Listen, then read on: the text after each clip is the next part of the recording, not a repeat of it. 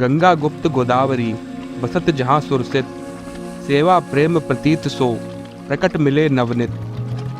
प्रकृति के नैसर्गिक सौंदर्य और धार्मिक आस्था का अद्वितीय संगम है ब्रह्मगिरी पर्वत, जहाँ गौतम ऋषि के तप से साधना से गोदावरी का उद्गम हुआ था। कहते हैं कि ब्रह्मगिरी के इस पर्वत पर गौतम ऋषि अपनी पत्नी अहिल्या के साथ रहते थे और पुराणों में ऐसा बताया गया है कि इस पर्वत पर गंगा को लाने के लिए गौतम ऋषि ने भगवान शिव की कठोर तपस्या और पूजा की थी। और साथ ही प्राचीन लोक किंवदंतियों के अनुसार यहाँ एक स्थान ऐसा भी है जहाँ भगवान शिव ने अपनी जटाओं को ब्रह्मगिरी पर गिराकर गंगा को अपनी जटाओं से मुक्त किया था। ऐसे ही कई प्राचीन किस्से कहानियाँ जुड़े हैं ब्रह्मगिरी के इस पर्वत के इतिहास से, जिनके बारे में देखेंगे जानेंगे आज के इस वीडियो में।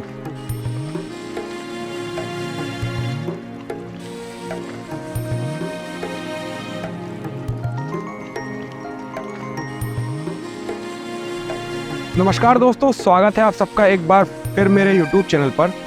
तो दोस्तों, मैं हूं आपका दोस्त रानू कुलश्रेष्ठ और आज हम ब्रह्मगिरी के पर्वत की यात्रा के लिए निकल रहे हैं, जहां ब्रह्मगिरी पर्वत के शिखर पर आपको एक अलग ही प्राकृतिक सुंदरता और शांति का अनुभव होगा। तो आइए फिर चलिए मेरे साथ और वीडियो को आनंद लीजिए। तो आइए फिर शुरू करते हैं। तो मित्रों, अब हमारी ब्रह्मगिरी की मुख्य चढ़ाई शुरू हो चुकी है, तो आइए चलते हैं आगे की ओर।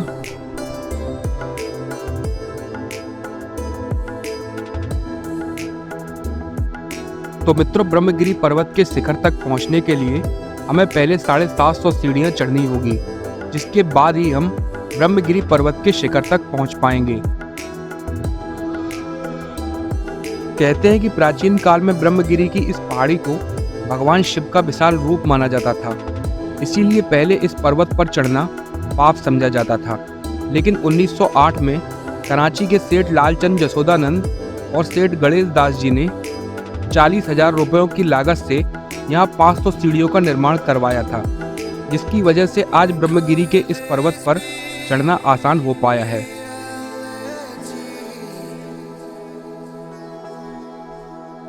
रास्ते में हमें यहाँ एक गुफानुमा जगह पर हमें ब्रह्मा जी का एक मंदिर भी मिलता है, जो कि देखने पर काफी प्राचीन जान पड़ता है।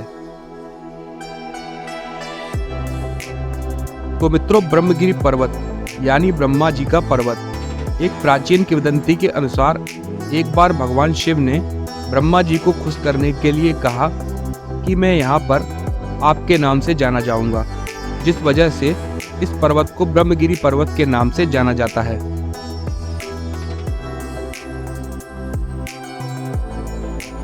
दोस्तों, हम लगभग ऊपर पहुंच चुके हैं ब्रह्मगिरी की पहाड़ी पर। हमारे साथ ये भैया हैं, नीचे से आए थे।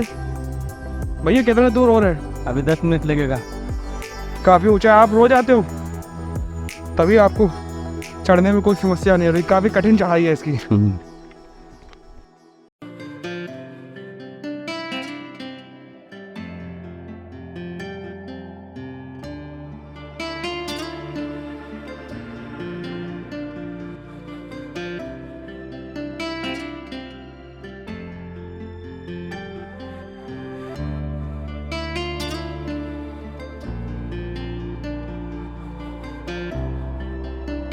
तो मित्रों, अभी हम हैं ब्रह्मगिरी के मुख्य दर्शन पर और ये स्थान ब्रह्मगिरी का पहला और काफ़ी पुराना स्थान है।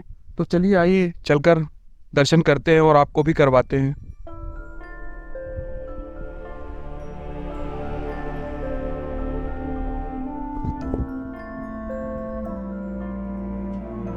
तो मित्रों, अभी हम हैं मुख्य मंदिर में और हमारे साथ हैं पंडित जी।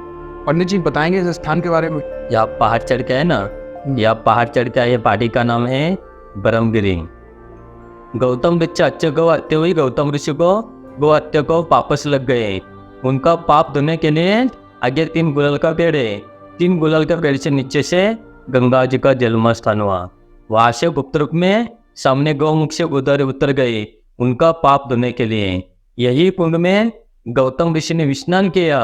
ये ब्रह्मा विष्णु महेश ने दर्शन दिया, उनका गौ हत्या पाप चला गया।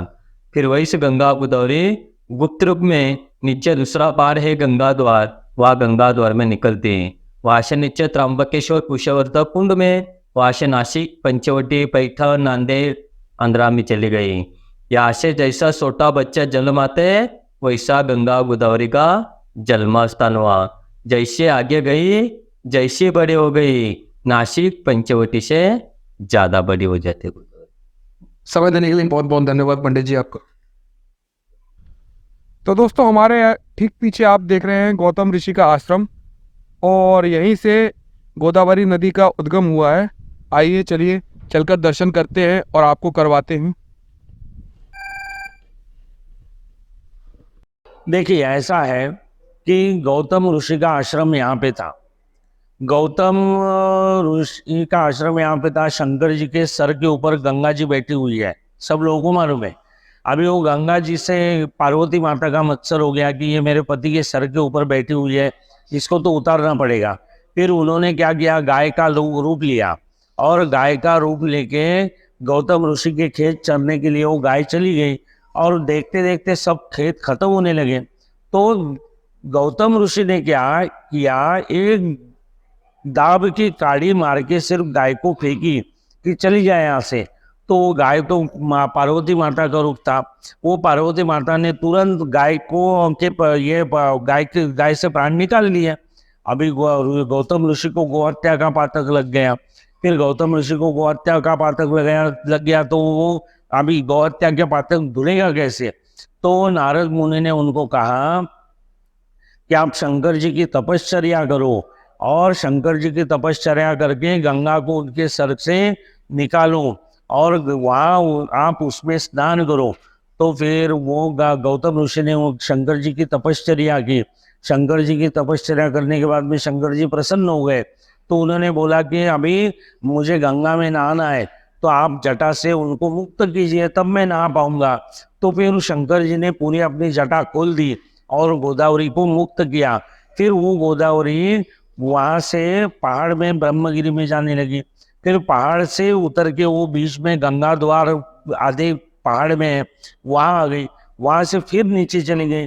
फिर गौतम ऋषि ने यहाँ कुशावर्त कुंड के ऊपर उनको बाहर निकाला कुशा मार के, इसलिए उसका नाम कुशावर्त तीर्थ है। और वहाँ फिर गौतम ऋषि ने नहाए और उनका गाय का गोहत्या का पातक नष्ट हो गया।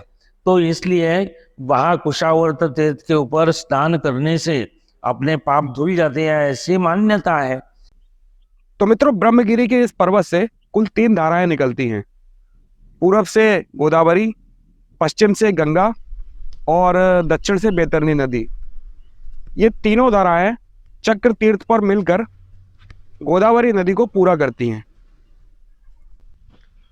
तो मित्रों ब्रह्मगिरी के मुख्य दर्शन के बाद अब हम आपको लेके चल रहे हैं जहाँ पर भगवान शंकर ने अपनी जटाएं खोल के पहाड़ों पर छिटकी थी और गंगा जी को अपनी जटाओं से मुक्त किया था। आइए फिर वो सामने है।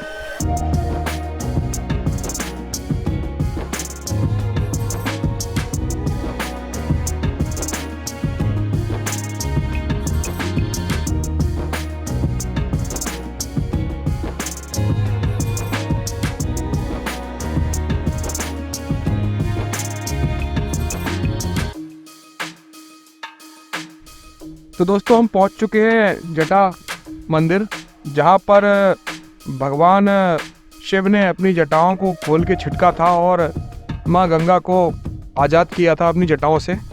तो आइए चलकर देखते हैं कैसा कुछ देखने को मिलता है हमको यहाँ पर।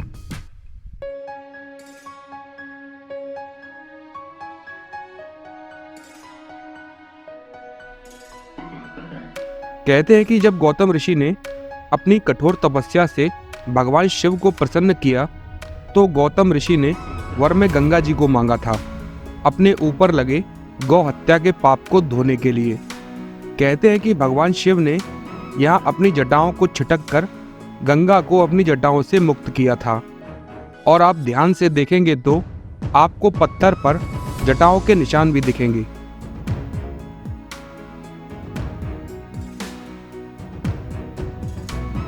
ब्रह्मगिरी मंदिर की तरह ठीक इस मंदिर के पास भी एक पवित्र पानी का प्राकृतिक कुंड भी बना हुआ है।